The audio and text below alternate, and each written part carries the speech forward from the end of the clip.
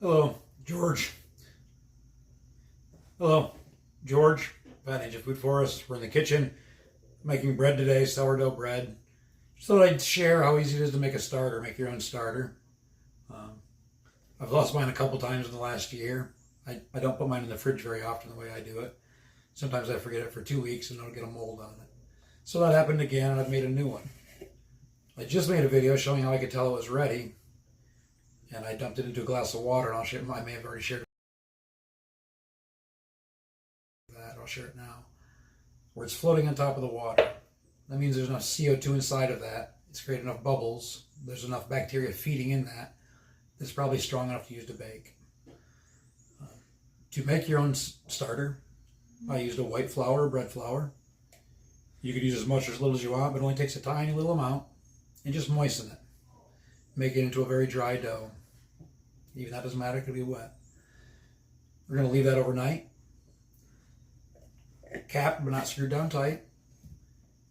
And the bacteria in the air, the lactobacillus, is going to colonize that. The next day, remove half of that mix. Replace it. You get as complicated as you want. You could weigh it out and do 10 grams, remove 5 grams, add 5 grams. A lot of people tell you that way. But just use a rule of thumb. Making a very basic dough every day, removing half of it. After a week or so, you're going to see more and more bubbles in there. It's really going to start colonizing in that 24 hours to the point where it might even rise and collapse, reaching peak. And that's what we do, is where we bake when we're using it. We want it either right before the rise or right after the collapse.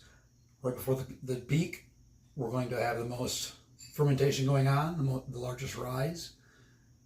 A little more flavor after that happens. I leave mine out, so sometimes I don't even use it for the yeast in it, for the rising action, for the bacteria.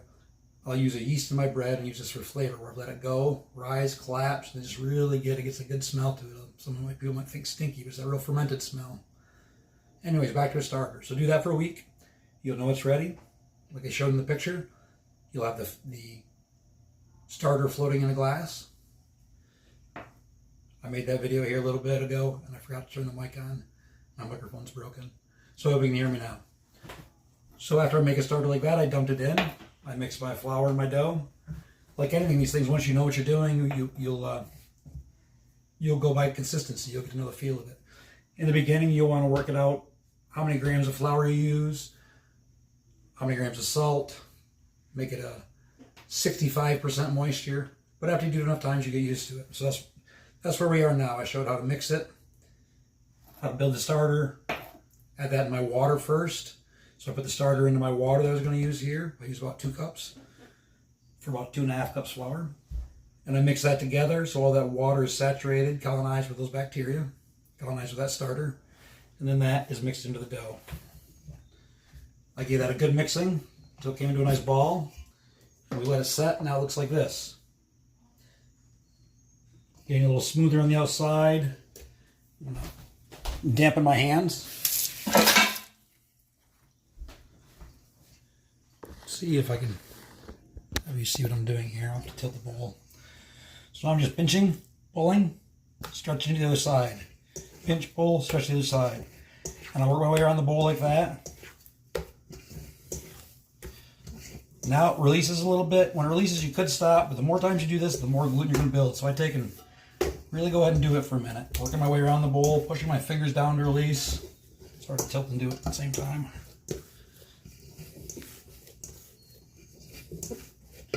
Eventually we're going to get a real smooth dough. I'm going to do it flat where you can't see for a minute. So get my rhythm. And we'll see after I do this for just a few minutes or a minute. I don't even go that long. It's creating a nice ball with a nice smooth shell on there. If you start ripping that shell, you want to stop. You're not building that gluten anymore. You're tearing those strands apart. But now I have this nice dough ball. Not as sticky anymore. Now we're going to let that set for 30 to 45 minutes until we get a nice rise in it. We'll see you then.